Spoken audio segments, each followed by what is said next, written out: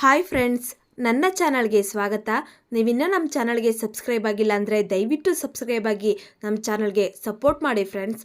ಹಾಗೆ ಈ ಸೀರಿಯಲ್ ನಿಮ್ಗೆ ಇಷ್ಟ ಇದ್ದರೆ ಒಂದು ಲೈಕ್ ಕೊಡಿ. ಇಲ್ಲಿ ವೇದ ಈಚೆ ಸೋಫಾ ಮೇಲೆ ಮಲ್ಕೊತೀನಿ ಅಂತ ಬರ್ತಾಳೆ. ಆಗ ಮುನ್ನ ನನಗೆ ಹೊಟ್ಟೆ ನೋವು ಅಂತ ಸೋಫಾ ಮೇಲೆ ಮಲ್ಕೊಂಡ್ಬಿಟ್ಟು ನಾಟಕ ಆಡ್ತಾ ಇರ್ತಾನೆ.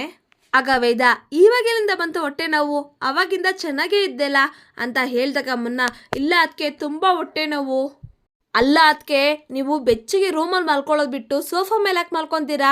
ಅಣ್ಣ ಮೊನ್ನೆ ತಾನೇ ಬ್ಲೇಡ್ ಬಾಬು ಹತ್ರ ಜಗಳ ಮಾಡ್ಕೊ ಬಂದಿದ್ದಾನೆ.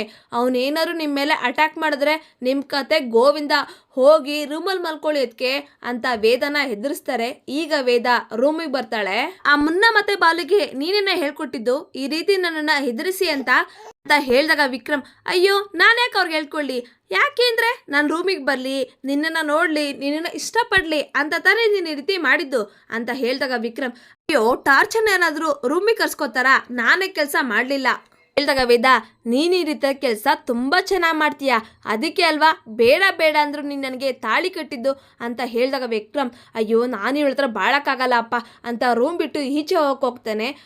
ಮುನ್ನ ಬಾಲು ಆ ರೂಮ್ ಡೋರ್ನ ಲಾಕ್ ಮಾಡಿಬಿಟ್ಟಿರ್ತಾರೆ.